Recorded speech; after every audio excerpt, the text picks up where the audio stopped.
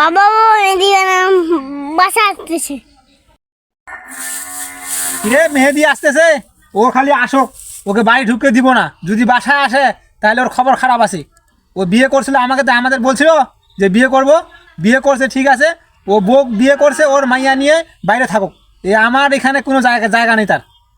ও সবচেয়ে দাদ আমার বিয়ে কোন দিন দিবা এটা আমারে বলো। বিয়ে না দিলে আমি বাড়ি ছেড়ে চলে যাবো, উঠতে যা পালাই বিয়ে করবো, তখন আমার আলুটা হইল। তো ছোট মুখে বড় কথা না, নিজের পেটটা পালতে পারিস না আর বিয়ে করবি? বিয়ে করে তো অনেকদিন পর বাসায় আসলাম, নতুন পাত্রীকে তো নিয়ে আসিনি, দেখি কি বলে। এখানে তো আবার কাজ করতেছে বাবাই, আল্লাহ জানে আমাকে কি বলে। কি বাবা, কেমন আছো? কিরে তুই এতদিন পর বাসায় আসছিস, কি কারণে?